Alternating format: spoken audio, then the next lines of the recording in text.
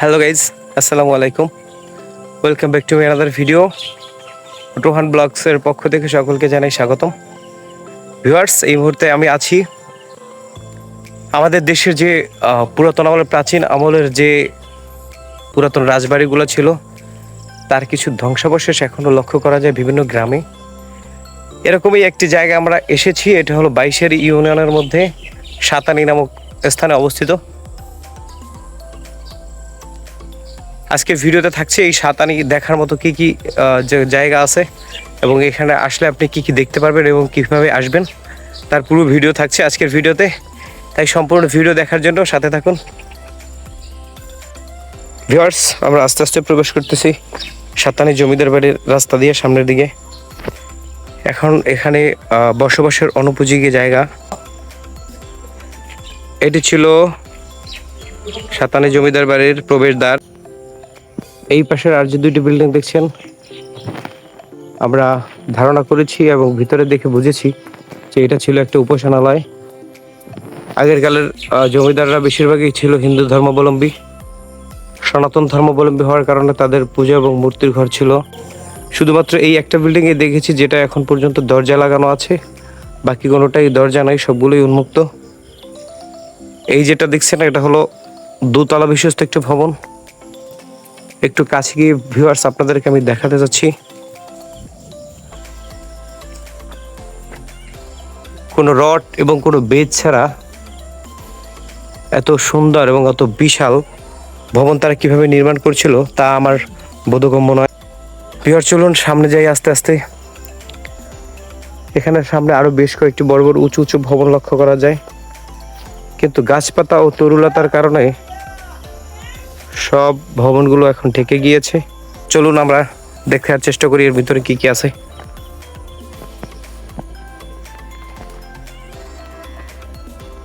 ভিতরে একটা অবস্থা। ভিউয়ার্স, দ্বিতীয় ফটোকে আমরা আসলে দেখতে পেলাম এরকম একটা ভিউ ছিল। আমরা আজ থেকে আরো বছরখানেক আগে এখানে একবার এসেছিলাম। এখানে আরো বেশি অভয়ারণ্য ছিল, অনেক বড় বড় দানব আকৃতির গাছ এখানে লক্ষ্য করেছি।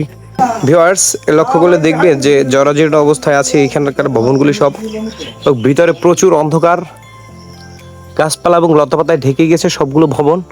ভিউয়ার্স, দেখছেন এখানে একটি সুড়ঙ্গ পথ আছে। এটা দিয়ে কত দূর যায় আমরা জানি না। দেখুন আমার বন্ধু আইবি মাসুম বিল্লাহ এখানে ট্রাই করছে ঢোকার জন্য। আর ভিউয়ার্স, সাথেই থাকুন, আমরা এখন যাচ্ছি ভিতরের দিকে। ভিতরে প্রচুর অন্ধকার হওয়ার কারণে ভিডিও অত ভালো ক্লিয়ার দেখা যাচ্ছে না, তবে এখানে বেশ কয়েকটি কক্ষ বিভিন্নভাবে বিভিন্ন ডিজাইন করা ছিল। আমরা রাতের মতো অন্ধকার, তাই আমরা এখানে লাইট জ্বালিয়ে উঠতেছি। দেখুন ভিউয়ার্স, এখানে মিনিমাম 7 থেকে 8টার মতো বড় বড় ভবন উঁচু উঁচু রয়েছে। কিছু আছে একতলা বিশিষ্ট এবং কিছু রয়েছে দোতলা বিশিষ্ট। এই পাশে যে এটা দেখছেন এইটা অনেক ঘোর অন্ধকারের মধ্যে, যার কারণে এখানে আজ পর্যন্ত কোনো মানুষজন এখন আর যায় না। খুব ভয়ানক এবং বিভৎস একটা অবস্থা। ভিউয়ার্স, এই যে বিল্ডিংটি দেখছেন এটি হলো তৃতীয় ফটক।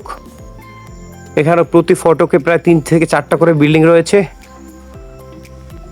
এখানে প্রায় 100 থেকে 200 বছর আগের আনুমানিক রাজা বাদশারা এখানে বসবাস করত এবং লোকমুখে জানা গিয়েছে যে এই সাম্রাজ্য যারা গড়ে তুলেছিল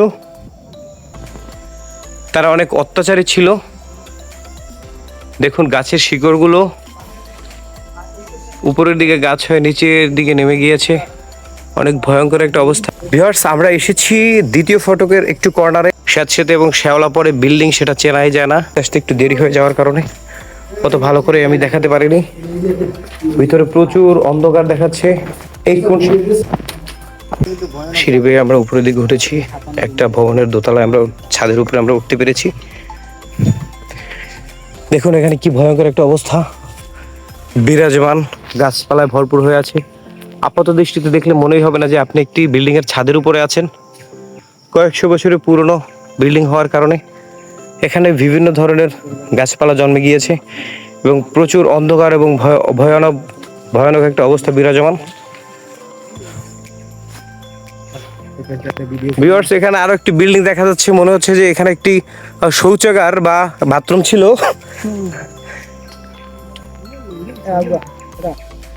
আমরা গেল বছর যখন এখানে এসেছি, এই যে জায়গাটা দেখছেন ভিউয়ার্স, এখানে কিন্তু একদম ওপেন ছিল। এখানে বসে আমরা বেশ কয়েকটা ছবিও তুলেছি।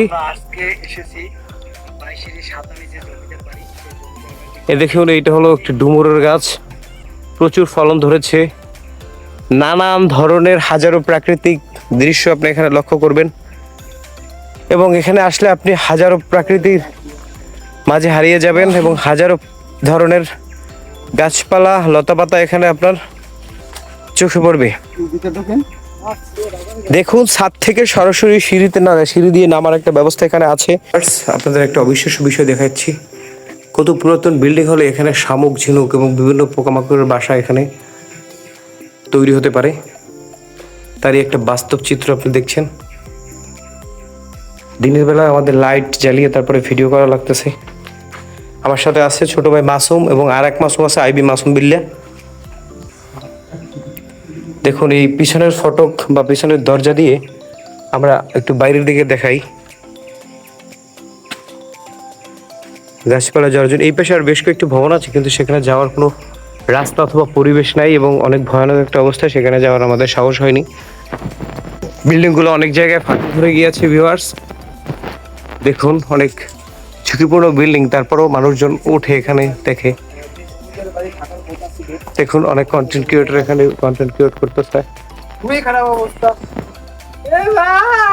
এখানে দিয়ে মানুষ চলাচলের জন্য রাস্তা বয়ে গেছে, কিন্তু বর্তমানে জরাজীর্ণ এবং কোনো প্রশাসনিক প্রোটোকল না থাকার কারণে, সরকারের দৃষ্টির বাইরে থাকার কারণে এখানে অনেক হয়তোবা অসামাজিক কার্যক্রম সংগঠিত হয় বলে আমার ধারণা। দেখুন, বিল্ডিংগুলোর ইটগুলো দেখলে আপনি অবিশ্বাস্য হয়ে যাবেন যে চুন সুরকি দিয়ে তৈরি বিল্ডিং এতটা স্থায়ী হয় যেখানে কোনো রড ব্যবহার করা হয়নি। আজকের ভিডিও এই পর্যন্তই ভিউয়ার্স, ভালো থাকবেন। আর এরকম সুন্দর সুন্দর ভিডিও পাওয়ার জন্য অবশ্যই আমার পেজটিকে ফলো দিয়ে সাথে থাকবেন। ভালো থাকবেন সকলে। আসসালামু আলাইকুম ওয়া রাহমাতুল্লাহ।